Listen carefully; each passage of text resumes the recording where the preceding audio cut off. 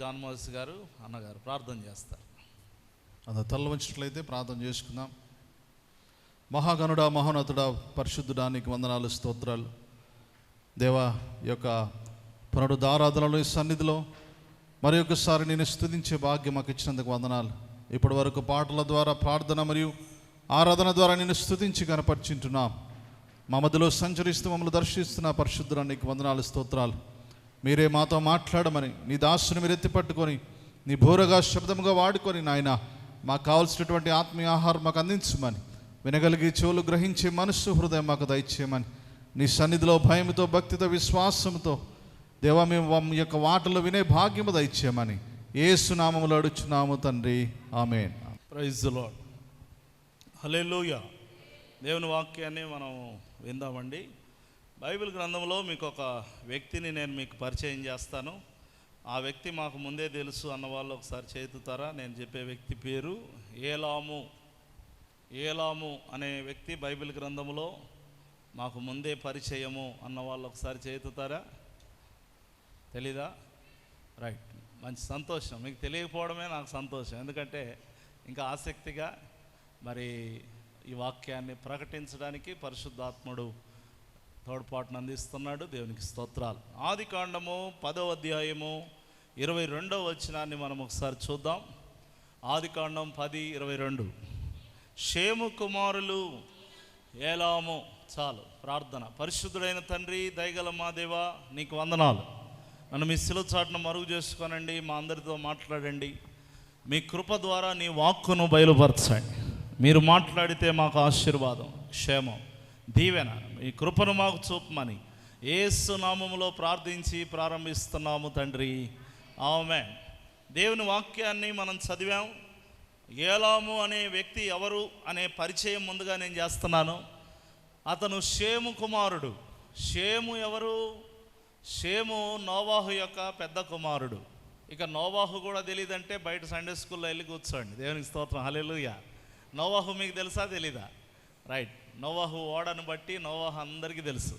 ప్రతి ఒక్కరికి నోవాహు తెలుసు. నోవాహు పెద్ద కుమారుడు షేము. షేము యొక్క పెద్ద కుమారుడు ఏలాము.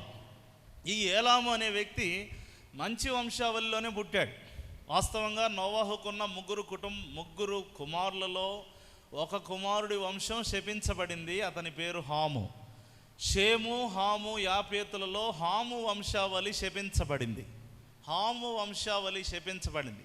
అయితే షేము అనబడే వ్యక్తి వంశావళిలో నుండి వచ్చిన ఏలాము మరి చాలా దుర్మార్గుడిగా బైబిల్ గ్రంథంలో మనకు కనిపిస్తాడు. ఏలాము అనగా హిడెన్ అనేటువంటి అర్థం, అంటే దాపరికము. ఈనాడు చాలామంది ఏలాము వంటి వారు మన మధ్యలో ఉన్నారు.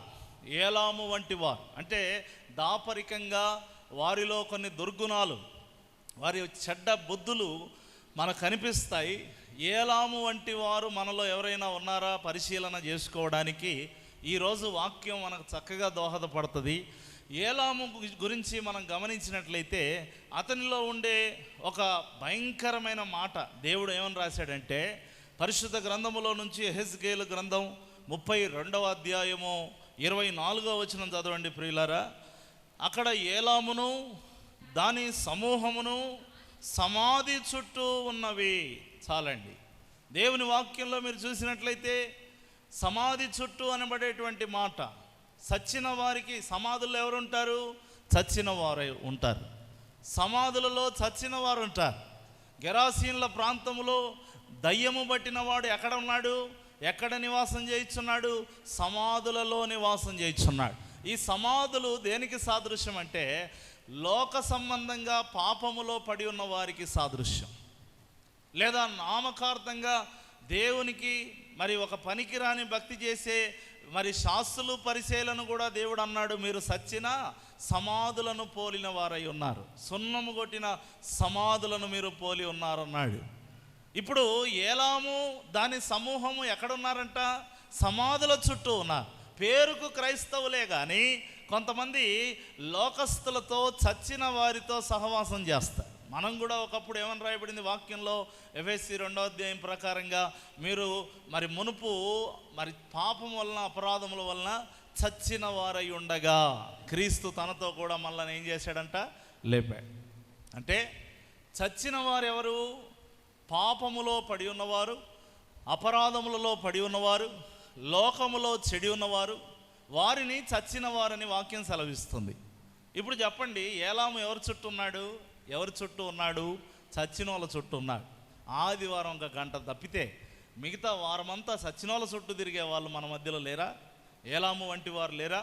లోకస్తులతోనే స్నేహం, లోకస్తులతోనే పాపాత్ములతోనే సహవాసం, పాపాత్ములతోనే చట్టాపట్టాలు వేసుకొని తిరిగేటువంటి మరి దేవుని బిడ్డలని చెప్పుకున్నటువంటి వారు, బాప్తిసం పొందినటువంటి వారు దేవుని మందిరంలో ఆదివారం అడుగు పెడతారు, కానీ వారి సహవాసం అంతా, వారి స్నేహం అంతా, వారికి మరి పొత్తంతా కూడా లోకస్తులతోనే, చచ్చిన వారితోనే.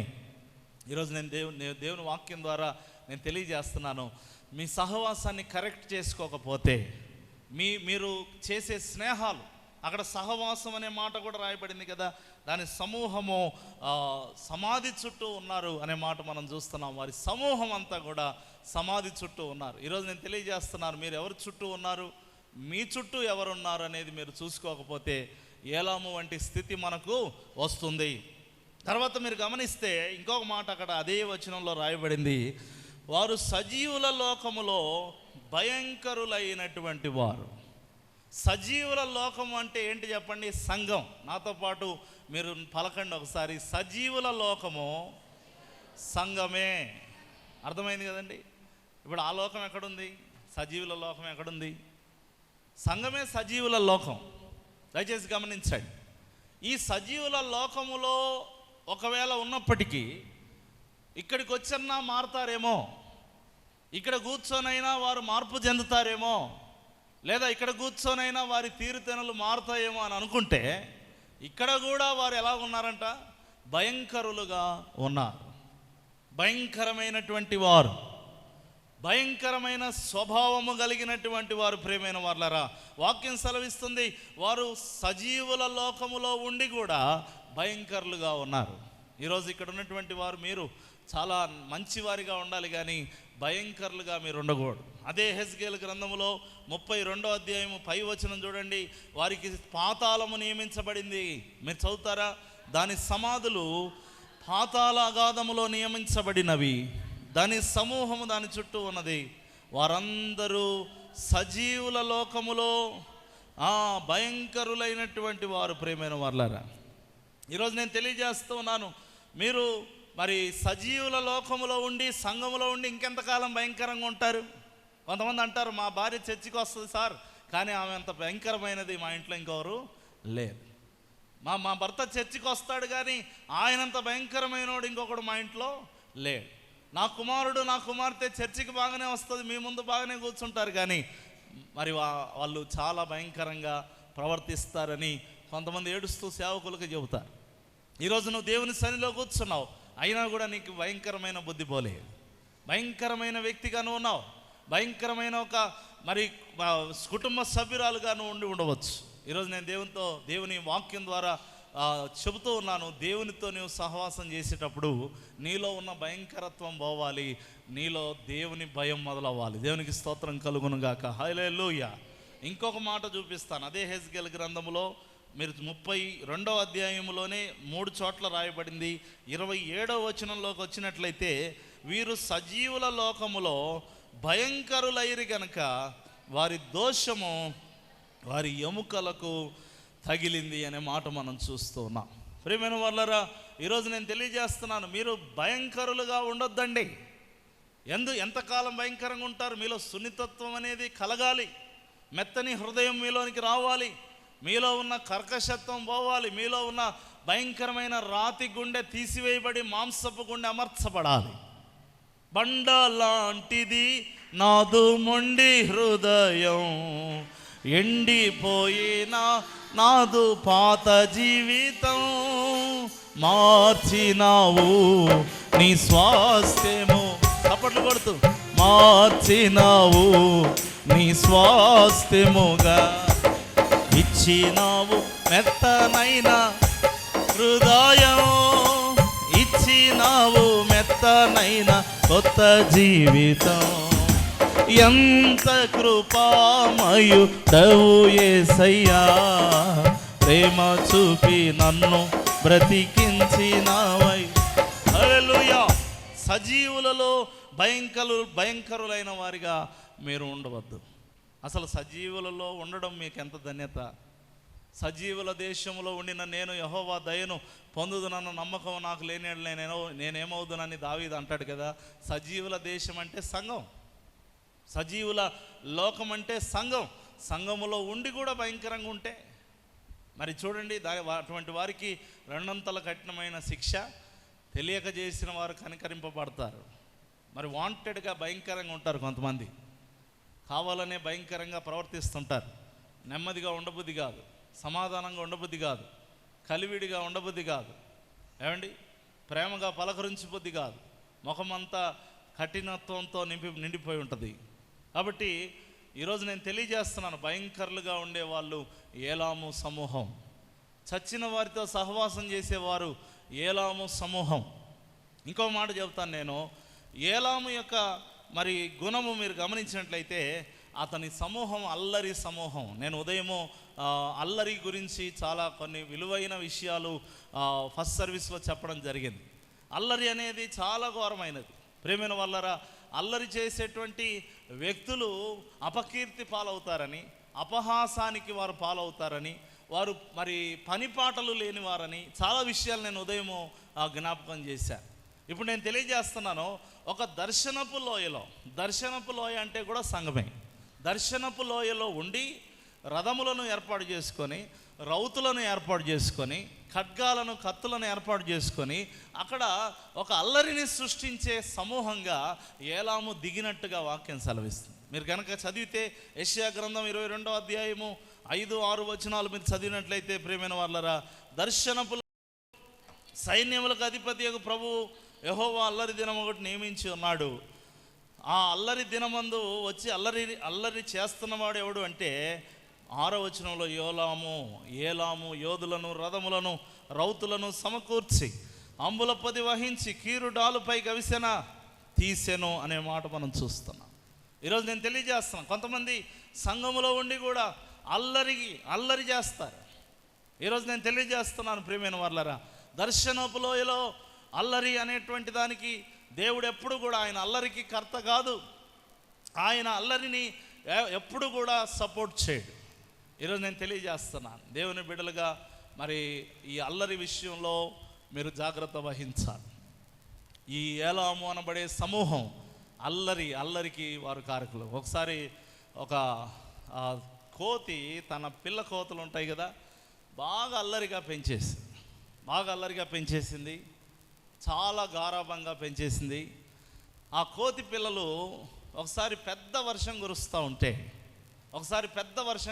ఉంటే మేము బయటికి వెళ్తాం, అడవి చుట్టుకొని వస్తాం, అడవంతా చూసి వస్తాం.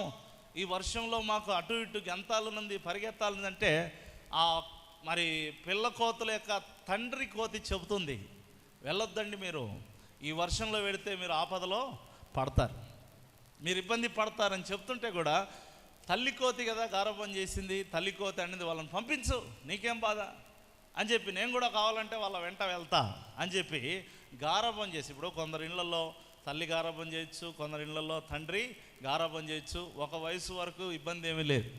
వయసు మీరిన తర్వాత వారు పెద్దవారు అవుతున్నప్పుడు మెల్లగా గద్దించడం మొదలు పెట్టకపోతే, మెల్లగా బుద్ధి చెప్పడం మొదలు పెట్టకపోతే, నేను ఉదయకాలం చెప్పాను, తండ్రిని గెంటేసి బయటికి వెళ్ళి వేరే వాళ్ళతో యుద్ధం చేసి రాజ్యంలో అలజడి సృష్టించి అటు చెట్టుకు తగిలికొని సచ్చిన అబ్షాలోమును దావీదు ఏమన్నాడు తెలుసా?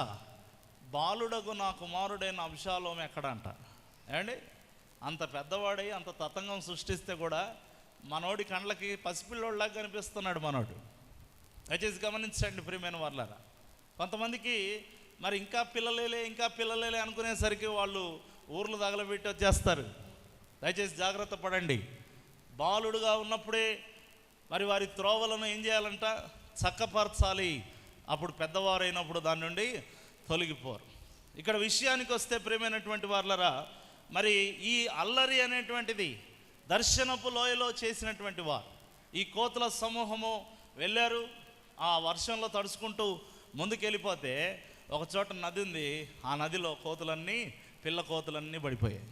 తల్లి కోతి పరిగెత్తుకుంటూ ఆ తండ్రి కోతి దగ్గరికి వచ్చి, మన పిల్లలందరూ నదిలో పడిపోయారు, నదిలో కొట్టుకొని పోతున్నారు, నీకు చెప్పాను కదా ఈ సమయంలో నువ్వు తీసుకొని వెళ్ళవద్దని, నీకు చెప్పాను కదా అని అంటే, సరే మొత్తానికైతే తండ్రి కోతి కొందరిని సమకూర్చి, నా పిల్లలు మునిగిపోతున్నారని కొన్ని కోతులను సమకూర్చి మొత్తానికి పిల్ల కోతులను అన్నిటినీ కాపాడుకొని చెట్టు మీదకి తీసుకొని వచ్చి చలితో వణికిపోతూ అట్లా కూర్చుంటుంటే, ఆ ఎదురుగా ఉన్నటువంటి ఒక చెట్టు మీద ఒక మరి సీతకోక చిలక, అది మరి దాని యొక్క షెల్లో నుండి బయటికి వస్తూ ఉంది. అది బయటికి వస్తుంది. దాని జీవితం ఇంతకు మునుపు అసహ్యంగా ఉన్నది. దయచేసి గమనించండి, ఒక చెడ్డ మరి రూపముతో అది ఉన్నది. అది బయటికి వస్తున్నప్పుడు ఆ తండ్రి కోతి ఈ పిల్లలకు చూపిస్తూ, చూడండి ఒకానొక సమయం వచ్చేసరికి ఆ షెల్లో నుండి అది బయటకు వస్తుంది, మీ కళ్ళ ముందు అది అందమైన సీతాకోక చిలకలాగా మారింది. మీరు చిన్నపిల్లలుగా ఉన్నారు, కొంతకాలం అల్లరి చేశారు, నేను కూడా చూసి మురిసిపోయాను. కొంతకాలం మీరు ఎగురుతుంటే ఆనందిస్తుంటే నేను కూడా మీ అమ్మతో పాటు సంబరపడ్డాను. కానీ మీరు కూడా ఎదుగుతూ ఉన్న కొలది ఆ సీతాకోక చిలకలాగా మీరు మారాలి. మీరు మారాల్సిన సమయం వచ్చింది. మీరు ఇంకా పెద్దవారు అవుతున్నారు. ఇప్పుడు కూడా ఇంకా అల్లరి చేష్టలు మీరు చేయకూడదని ఆ కరెక్ట్ టయానికి ఆ ఎదురుగా ఉన్న ఆ సీతాకోక చిలక కంటపడడంతో తన పిల్ల కోతులకు ఒక చక్కని లెసన్, ఒక చక్కని క్రమశిక్షణకు సంబంధించిన ఒక కథ చెప్పేసింది. ఈరోజు నేను తెలియజేస్తున్నాను ప్రియమైన వారలారా, ఒక పరిమితి ఉంటుంది. అల్లరి అనేటువంటి దానికి ఒక పరిమితి, ఒక ఏజ్ ఉంటుంది. ఆ చిన్న పిల్లలు అల్లరి చేస్తే మనం ఎవరు ఏమనుకోం.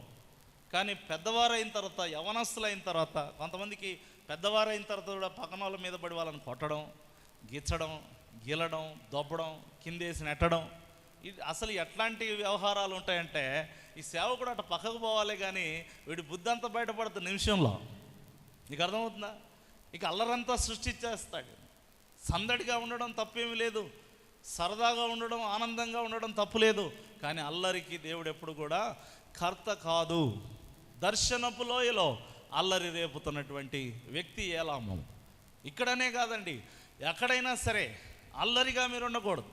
క్రైస్తవులనే పేరు కలిగి ఉండి మనము ఖచ్చితంగా ఈ అల్లరిని మనం ఖచ్చితంగా వ్యతిరేకించాల్సినటువంటి వారమై ఉన్నాం. దేవుని వాక్యము సెలవిస్తూ ఉంది. కీర్తనలు 65వ కీర్తన 7వ వచనములో, ఆయన అల్లరిని చల్లార్చువాడు దేవుడు. దేవునికి స్తోత్రం చేద్దాం ఒకసారి, హల్లెలూయా. మనం కూడా దేవుని నమ్మకం ఉంది అల్లరి వాళ్ళమే. ఏమండి, అల్లరివారు, చాలా అల్లరివారుని కూడా దేవుడు ఏం చేశాడు? చల్లార్చాడు. ఇంకా చాలేమ్మా నీ అల్లరి చాలా చేసావులే, ఇరా ఇట్రా, ఇటు వచ్చి దేవుని సన్నిధిలో కూర్చోరా, ఆరాధన చేద్దాం అని చెప్పి దేవుడు అల్లరి వారిని కూడా ఏం చేశాడు? పెద్ద అల్లరివాడిని మార్చాడు దేవుడు. అల్లరి వాళ్ళని దేవుడు మార్చాడు.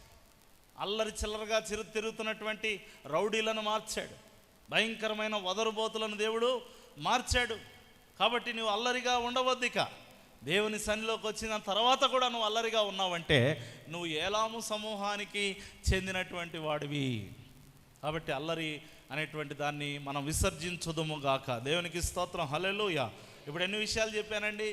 3 విషయాలు నేను చెప్పాను. మొదటిది ఏంటిది? చచ్చిన వారితో సహవాసము చేయవద్దండి. రెండవది, భయంకరులుగా ఉండొద్దండి. కొంతమంది ముఖమే భయంకరం. ఏమండి, వాళ్ళు వందనాలు చెప్పినా ముఖం భయంకరమే. వాళ్ళు బాగున్నారా అంటే బాగున్నామని చెప్తారు, చూసారా? అది కూడా భయంకరంగా ముఖం పెట్టుకునే చెబుతారు. ఏమండి, వారి ప్రతి దాంట్లో భయంకరమే. పిల్లల దగ్గర భయంకరమే, కుటుంబంలో భయంకరమే, బయటికి ఎక్కడ వచ్చినా వాళ్ళు భయంకరంగా ఉంటారు. దయచేసి అలా ఉండొద్దండి. మీరు చాలా సంతోషకరంగా ఉండండి. మూడవది నేను తెలియజేశాను చాలా స్పష్టంగా, అల్లరికి మీరు ఎప్పుడు కూడా మరి బాధ్యులుగా ఉండొద్దండి. నేను ఒక మాట ఉదయం చూపించాను, అన్నీ చెప్పడానికి చాలా వాల్యుబుల్ థింగ్స్ నేను ఉదయం చెప్పాను. ఇప్పుడు నేను మచ్చుకు 1-2 జ్ఞాపకం చేస్తున్నాను. దయచేసి గమనించండి. ఆనాడు అపోస్తులైన పౌలు, అపోస్తుల కార్యంలో ఉంటుంది, ఒక చోట పెద్ద అల్లరి జరిగినప్పుడు అతన్ని జడ్జి గారి దగ్గరికి వెళ్ళి తీసుకెళ్ళి నిలబడినప్పుడు ఆ పౌలు అంటాడు, నా వలన అల్లరి కాలేదు, ఈ మాట మీరు అందరి జీవితంలో మీరు కూడా సాక్ష్యం ఇచ్చేవారిగా ఉండాలి. నా వలన అల్లరి కాలేదు. నా ఇంట్లో కానీ సంఘములో కానీ, కొంతమంది సంఘంలోకి వచ్చి అల్లరి చిల్లర వ్యవహారాలు చేస్తుంటారు. పాట పాడే దగ్గర, కూర్చునే దగ్గర, ఫుడ్ దగ్గర, ఏమండి మరి రకరకాల దగ్గర, పరిచర్య చేసే దగ్గర అల్లరి చేయకూడదు. నెమ్మదిగా ఏ పనైనా నెమ్మదిగా జరిగించుకోవాలి, నెమ్మదిగా ఉండాలి. దేవుని మందిరంలో అల్లరి అనే దానికి చోటు ఉండకూడదు. అల్లరి అపవాది లక్షణం అని ప్రభుపేట నేను తెలియజేస్తున్నాను. దేవునికి స్తోత్రం కలుగును గాక. హల్లెలూయా. ఏలాములో ఉండే 4వ చెడ్డ గుణాన్ని నేను మీకు జ్ఞాపకం చేస్తాను. దయచేసి మీరు చూడండి. అతను లోక సంబంధమైన వాటికి ఎక్కువ ప్రాధాన్యత ఇచ్చేటువంటి వారు. మీరు చూసినట్లయితే ఇర్మియా గ్రంథం 49వ అధ్యాయము 35వ వచనం చదువుకొని మనం త్వరగా ముగించేసుకుందాం. ప్రియమైన వాళ్ళరా చూడండి. ఇలాగూ సెలవిచ్చెను సైన్యములకు అధిపతియగు యెహోవా సెలవిచ్చినదేమనగా, నేను ఏలాము యొక్క బలమునకు ముఖ్య ఆధారమైన వింటిని విరుచుచున్నాను. ఈరోజు మిమ్మల్ని అడుగుతున్నాను, చెప్పండి, మీ బలమునకు ముఖ్య ఆధారం ఏదండి? కొంతమంది అంటారు మా జాబ్ అండి. మీ బలమునకు ముఖ్య ఆధారం ఏది? ఇదిగో కండలు తిరిగాయి కదా, ఇదే నా బలమునకు ముఖ్య ఆధారం. నా ఫ్యామిలీ బ్యాక్గ్రౌండ్ ఉంది, ఇదే నా బలమునకు ముఖ్య ఆధారం. అయితే మనం ఏం చెప్పాలి? నా ఆధారం ఎవరు? దయచేసి గమనించండి. క్షేమాధారము మనకు ముఖ్య ఆధారము ఎవరు చెప్పండి? నీ డబ్బు కాదు, నీ బలగం కాదు, నీ బంధుబలం కాదు, నీకున్న తెలివి కాదు, నీకున్న ఉద్యోగం కాదు. ఈరోజు నీకు ముఖ్య ఆధారముగా, ప్రాణాధారముగా, జీవాధారముగా, క్షేమాధారముగా ఉండవలసినది యేసు ఒక్కడే. దేవునికి స్తోత్రం. హల్లెలూయా, హల్లెలూయా. నీవే లేకపోతే నేనసలే లేనయ్యా, నీవే లేకపోతే నేనసలే లేనయ్యా. పాడదాం. నీవు లేని రోజు అసలు రోజే కాదయ్యా, నీవు లేని రోజు అసలు రోజే కాదయ్యా, నీవే లేకపోతే నేనసలే లేనయ్యా, నీవే లేకపోతే నేనసలే లేనయ్యా. హల్లెలూయా. మన ముఖ్య ఆధారము యేసయ్యా. చెప్పండి మీరందరూ కూడా, నా ముఖ్య ఆధారము, నాతో పాటు చెప్పండి, ఓకేనా? నా ముఖ్య ఆధారము యేసయ్యే, నా బలము యేసయ్యే. అవునా కదా? దయచేసి గమనించండి. ఈరోజు దేవుని వాక్యం ద్వారా నేను చెబుతున్నాను, నా బలము, నా ముఖ్య ఆధారము ఒక విల్లు, ఒక వింటి, లేకపోతే ఒక బాణము, ఒక రథము, ఒక మరి గుర్రము, ఏమండి, ఒక డబ్బు, ఒక బంగారము, ఇవన్నీ కాదు. మన ముఖ్య ఆధారము క్రీస్తే.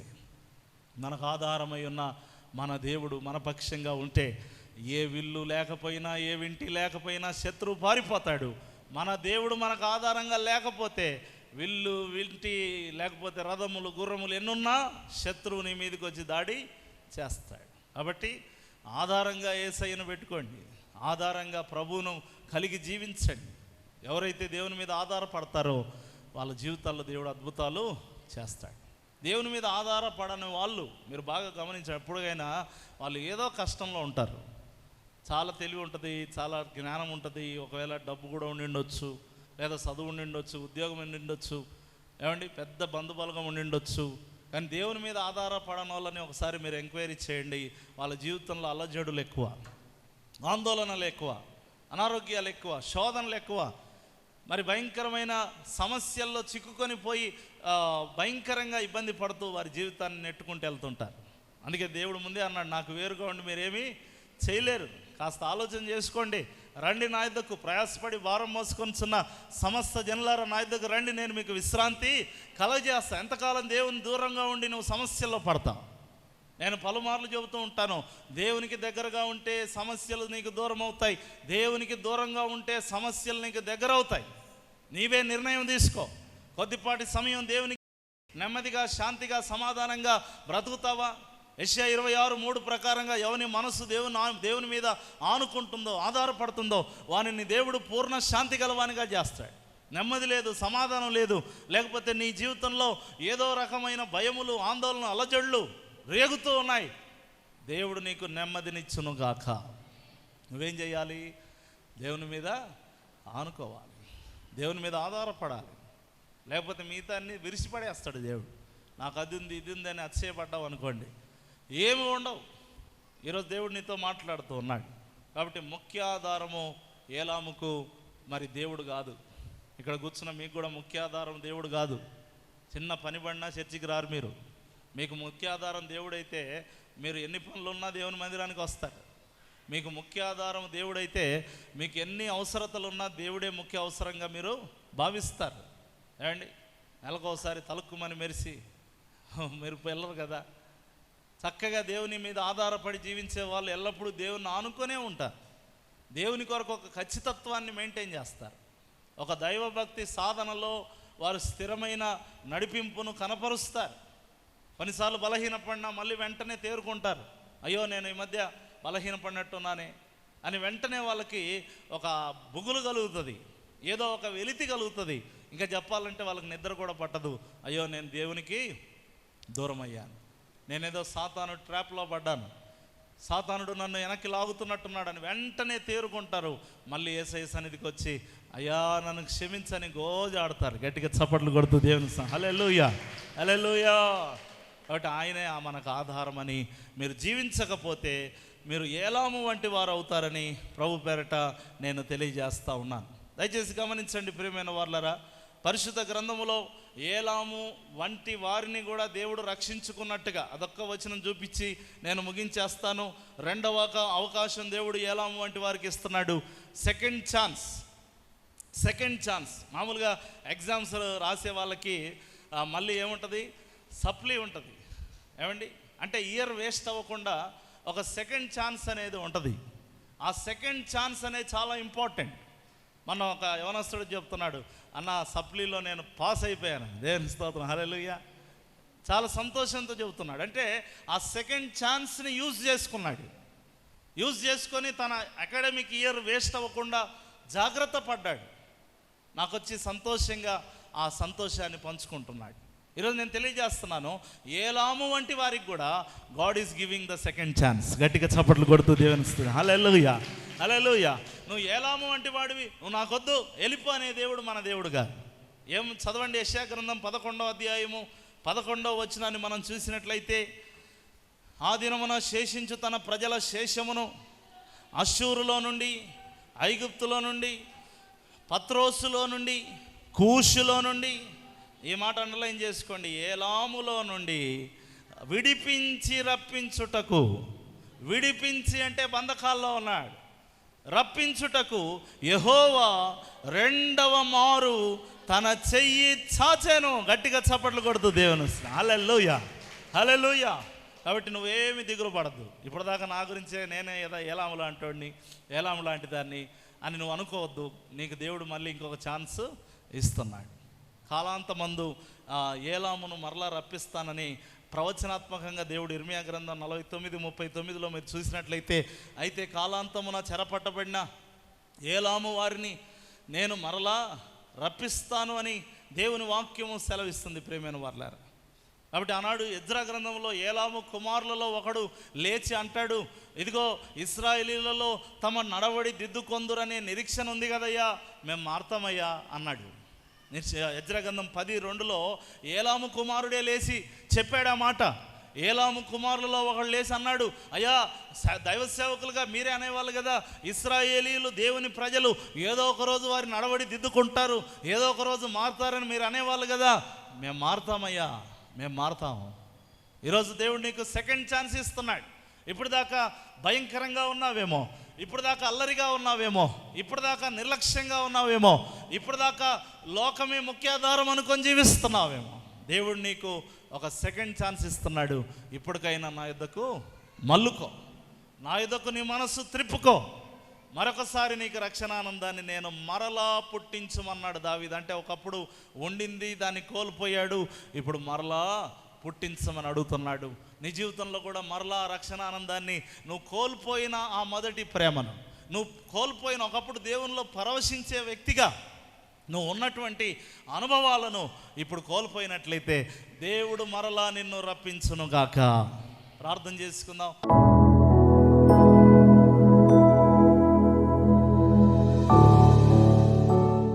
అందరూ మోకరించినట్లయితే మోకాళ్ళ మీద ఉండాలి. ఎవరు నిర్లక్ష్యంగా కూర్చొని ఉండొద్దండి దయచేసి.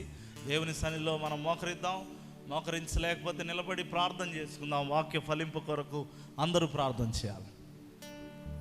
శుద్ధ హృదయం కలుగజేయుము, శుద్ధ హృదయం కలుగజేయుము నాలోనా,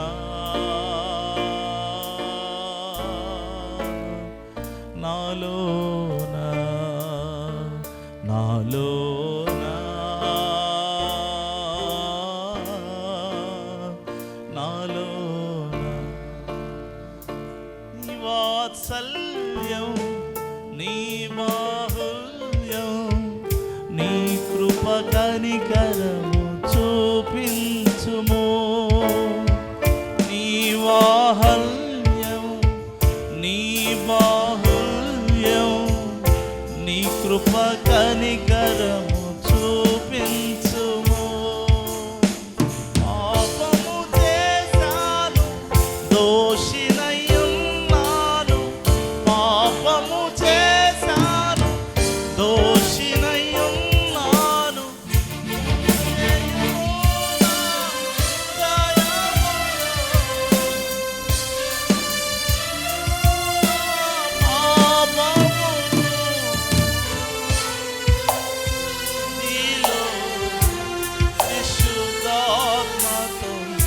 నన్ను నింపుమయా, నీ సన్నిధిలో నన్ను నింపుమయా. శుద్ధ కలుగజేయుము, శుద్ధ హృదయం కలుగజేయుము నాలోనా,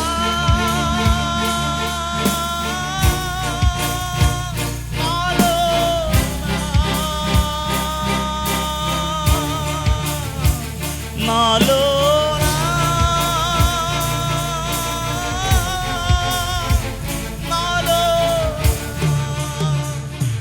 యేసయ్యా, యేసయ్యా నన్ను కరుణించు.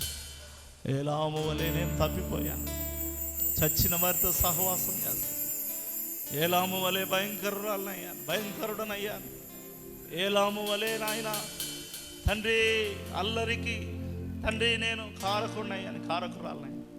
ఏలాము వలె తండ్రి నేను నశించిపోతున్నాను. నన్ను క్షమించయ్యా తండ్రి, నన్ను మార్చయ్యా, నన్ను బలపరచయ్యా. ఏదో ముఖ్యాధారం అనుకొని నీకు ప్రాధాన్యత ఇవ్వకుండా నేను జీవిస్తున్నాను. నన్ను క్షమించు నాయన. ప్రార్థన చేసుకున్నా. పరిశుద్ధుడైన తండ్రి, విత్తబడిన వాక్యం నీరు గట్టి ఫలింపచేసి బలపరచుమని యేసు నామములో పొంది ఉన్నాము తండ్రి. ఆమేన్.